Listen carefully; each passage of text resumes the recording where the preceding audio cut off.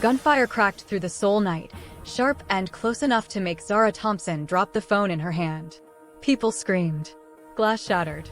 Someone shoved past her shoulder as she spun toward the sound, heart slamming against her ribs. Red and blue lights washed over the narrow street, flashing across her skin like warnings she did not yet understand. Across the road, half hidden by smoke and chaos, a man stood frozen. Sung-min. Alive. For one breathless second, their eyes met. Then he vanished into the crowd like he had never been there at all. If that opening already pulled something tight in your chest, pause here. Comment what you think you would do if the person you mourned for 10 years suddenly stood in front of you. Like the video if stories like this hit deep. Subscribe if you want the full journey. Now, let's go back to where it all began. 10 years earlier, Seoul felt different to Zara. Brighter. Louder. Full of promise she had not yet learned to be careful with. She had come to Korea for a 6-month cultural exchange tied to a small, but ambitious art exhibition. She was brilliant, young, and fearless in a way that only comes before life teaches you consequences. Her laugh filled rooms. Her opinions startled people. She did not shrink herself to be acceptable. The night she met Sung-min, she was arguing with a gallery coordinator about lighting placement. "No, it flattens the piece," Zara said, arms crossed, frustration clear in her voice. "The shadows matter. They're part of the story." A quiet voice behind her replied, "You're right." She turned, ready to defend her position again, then stopped. Sung-min stood there in a tailored black suit, posture relaxed, eyes unreadable. He looked like a man who belonged anywhere he stood, which somehow made him dangerous without doing anything at all. "The shadows make people uncomfortable," he continued calmly. "That means they're paying attention." Zara studied him, suspicious. "And you are?" "Sung-min," he said. "A sponsor." She scoffed lightly. "Figures. That should have been it." A brief exchange. A forgettable encounter. But he stayed. He listened as she spoke about African contemporary art, about displacement, about beauty forged through struggle. He asked questions. Real ones. Not the kind men asked when they were pretending to care. Zara noticed the way others deferred to him. The subtle fear beneath their politeness. She noticed how he never raised his voice, yet everyone leaned in when he spoke. She should have walked away. Instead, she accepted his invitation to coffee. Their connection unfolded fast, intense, and reckless. Late-night conversations stretched into early mornings. Sung-min showed her quiet corners of Seoul tourists never saw. Rooftops. Tea houses. Streets that hummed with secrets. Zara brought color into his life. He brought silence into hers. A calm that felt earned. But danger crept in at the edges. He never talked about his work. Phone calls ended abruptly. Men lingered too long outside restaurants. Once, Zara caught Sung-min watching her with an expression she could not name. Not love. Fear. "What is it?" she asked him that night. He smiled, soft and careful. "Nothing you need to worry about." She wanted to believe him.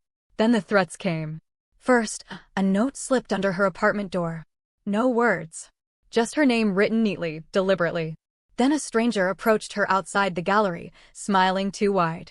"You should be careful," the man said in accented English. "People get hurt when they don't know their place." That night, Sung-min did not let her leave his side. "Tell me the truth," Zara demanded, voice shaking despite herself. "Who are you really?" He looked at her for a long time. "Too long. If I tell you," he said quietly, "you will never be safe again." Silence stretched between them. "Then don't lie to me anymore," she said. "I can handle the truth." But he did lie. Not with words. With omission. When Sung-min realized the rival family was using Zara as leverage, something inside him broke cleanly and decisively. Love stopped being about happiness. It became about survival. The plan was brutal. Precise. Final. He kissed Zara goodbye on a rainy evening, holding her longer than usual. "Promise me something," he said. She smiled softly. "Anything. Go back to America when the exhibition ends. Don't delay." She frowned. "What about us?"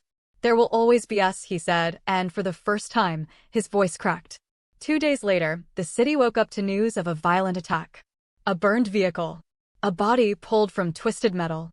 Sung-min's name flooded the headlines. Zara collapsed in the gallery hallway when she heard. She screamed until her throat burned. She begged officials to let her see him. There was nothing left to see. Grief hollowed her out. She left Korea broken, carrying love that had nowhere to go. What Zara never knew was that Sungmin stood in the shadows of his own funeral, knuckles white, soul in pieces, watching the woman he loved walk away believing he was dead. For 10 years, he waited. For 10 years, he watched. And for 10 years, silence was the price of keeping her alive. Somewhere deep inside him, Sungmin asked himself the same question every night. Was love still love if it could never be touched again?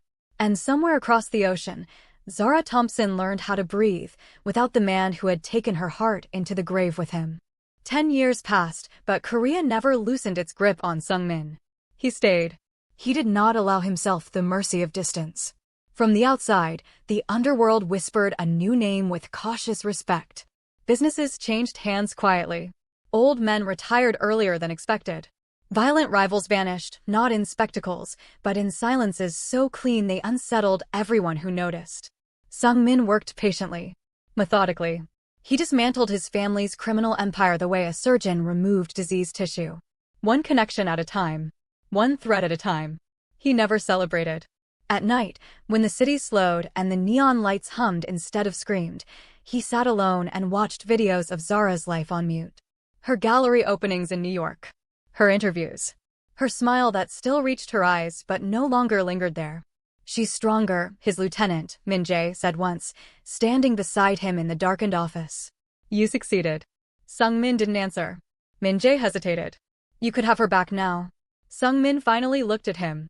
His expression was calm, but something dead lived behind his eyes. She's alive because she believes I'm dead, he said. That is not success. That is the cost. Meanwhile, Zara Thompson built something beautiful out of grief. New York tested her, hardened her. She learned to negotiate, to command rooms, to refuse to be underestimated.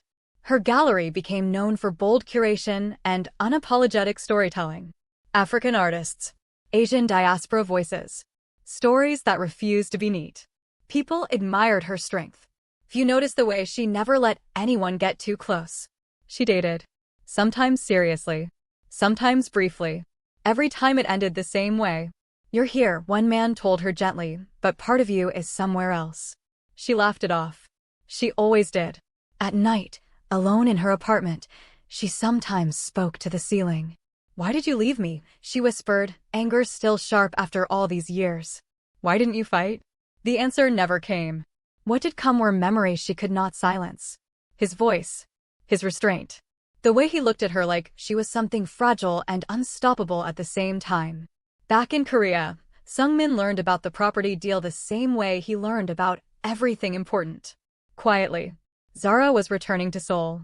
The name on the document made his blood run cold. The land sat between territories that had not been neutralized yet. Old loyalties. Old grudges.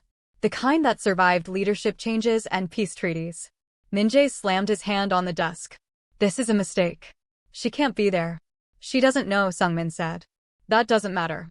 They will see her name. They will remember. Sungmin closed his eyes. For 10 years, he had calculated risk with precision. This was different. This was not business. This was the past demanding payment. Zara arrived in Seoul with cautious excitement. The city felt familiar in a way that surprised her. The air. The rhythm. Even the ache. She told herself it was just nostalgia. The meeting about the property went smoothly. Too smoothly. That night, she noticed the man across the street. He wasn't trying to hide. That was what unsettled her. When she turned a corner, he followed. Zara's pulse spiked. She reached for her phone, fingers trembling. Miss Thompson, the man called calmly. Please don't run. She spun around. Who are you? Someone who knows you shouldn't be here. Fear tasted metallic in her mouth. If this is about money, talk to my lawyer. The man smiled thinly. This is about blood. The next seconds blurred. Another man stepped out of the shadows. Then another. Before they could close in, a car screeched to a halt between them. Doors opened. Bodies moved with terrifying efficiency. Zara barely had time to scream before someone grabbed her arm and pulled her into the vehicle. Let go of me, she shouted, fighting.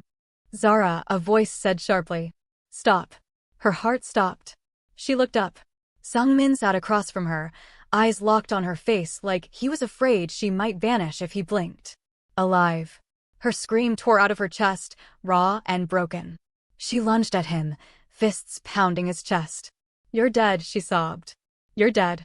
I buried you." He let her hit him. Let her cry. Let her break against him. "I know," he said hoarsely. "I know." The car sped through Seoul streets as the world narrowed to the two of them. "How?" she demanded between sobs. "How could you do this to me?" "I did it for you."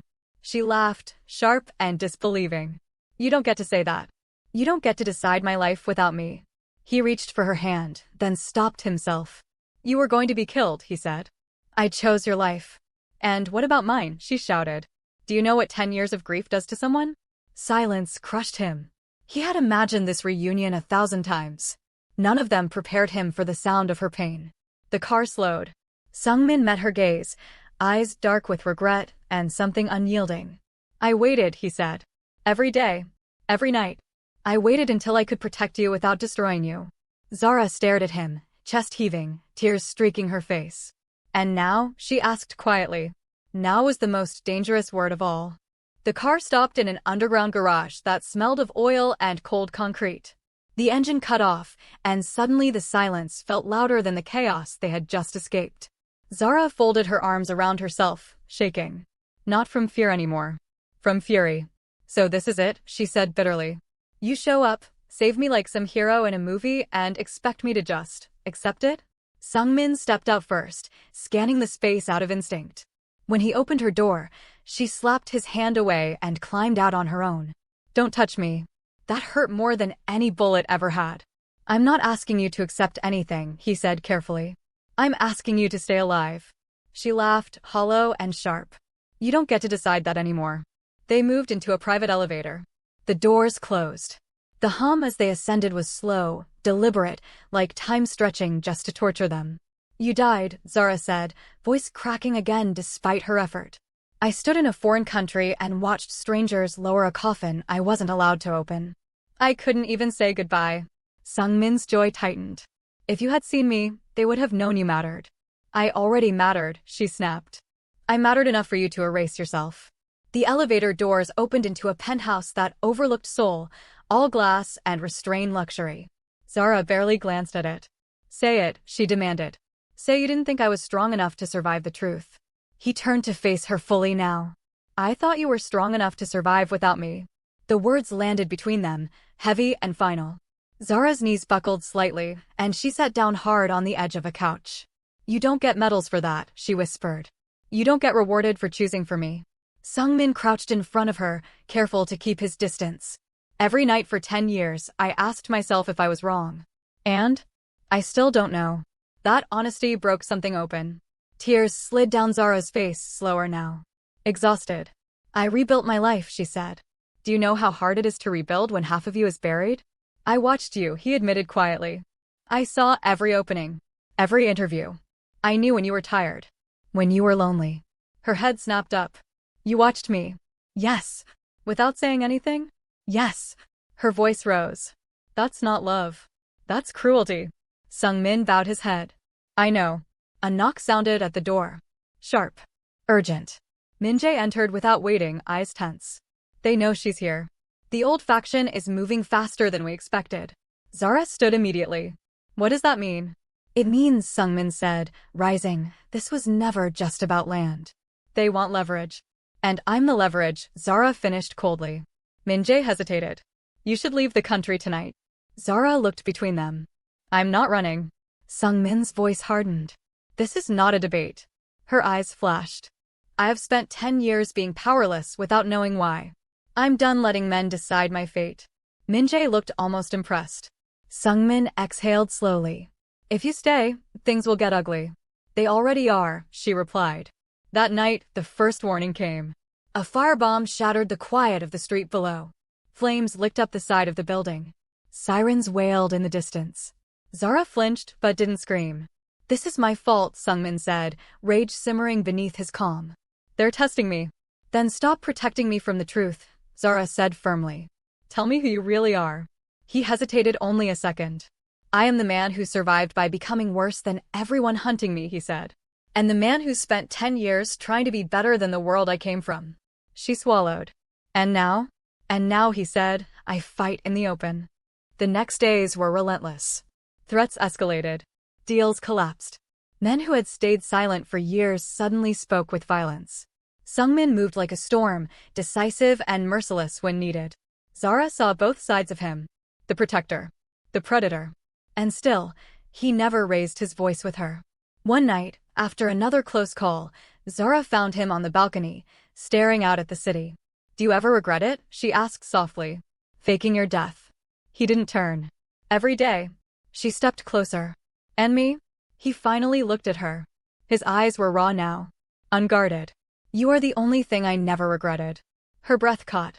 Silence stretched between them, thick with everything unsaid. "I don't know if I can forgive you," Zara whispered. "I'm not asking for forgiveness," Sungmin replied. "I'm asking for a chance to be honest." Below them, Seoul pulsed. Dangerous. Alive. Their future balanced on a knife's edge. Before we move into the final confrontation, pause here. If you were Zara, could you forgive a love that chose silence over truth? Drop your thoughts in the comments. Like this video if the emotions are hitting hard. Subscribe now so you don't miss how this ends. Because what comes next will decide everything. The final move came at dawn. Not loud. Not dramatic. Calculated.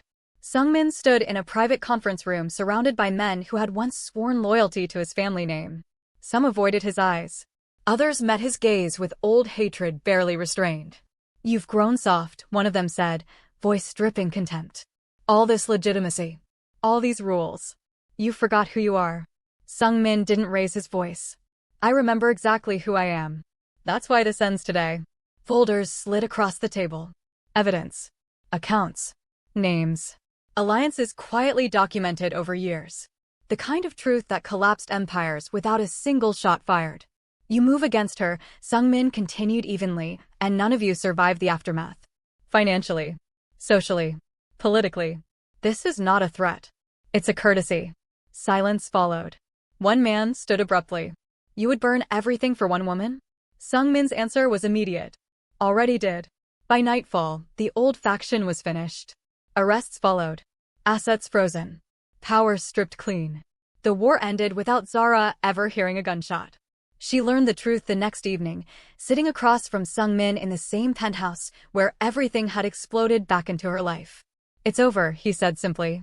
She studied his face. Exhausted. Older. Human in a way she had never seen before. "And now?" she asked. Sungmin leaned back, hands open. "No armor left. Now you walk away if you want. No one will touch you again. I swear it." Zara stood and walked toward the window, staring out at Seoul. The city where she had loved. Where she had broken. Where she had returned stronger without meaning to. "You waited 10 years, she said quietly. "Why?" He didn't hesitate. "Because loving you once was enough to last a lifetime." Her throat tightened. "I hated you," she admitted. "Some days, that was the only thing that kept me standing." "I know. I loved you," she continued. "Even when I tried not to." "I know," he said again, softer this time. She turned to face him. "If I stay, there are no more lies. No more disappearing. No more choosing for me." Sungmin nodded once. "You walk beside me, or not at all." Zara exhaled slowly. She crossed the room and stopped in front of him. "Not close enough to touch. Not far enough to run." "Then we start again," she said. "Not where we left off. From here." Relief cracked through him like air after drowning. He didn't reach for her. He waited. Zara closed the distance herself. Their first embrace in 10 years was quiet. No urgency. No desperation. Just two people acknowledging survival. Later, as dawn crept over the city, Zara sat beside Sungmin on the balcony, wrapped in a blanket, watching Seoul wake up. "Do you think it was worth it?" she asked. The waiting. The silence. Sungmin considered the question honestly. "I lost everything," he said. "And I gained the chance to see you choose me freely." She nodded slowly. "Then maybe love isn't about how loudly you fight for someone, but how much you're willing to endure." They stayed there until the city was fully awake. Not healed. Not perfect. But honest. And, sometimes, honesty is the bravest ending of all. If this story made you feel something, don't scroll past it. Like the video so more people can find it. Subscribe and tell me in the comments. Could you forgive someone who disappeared for 10 years to protect you, or would that silence be too loud to survive? Because some loves don't end. They wait.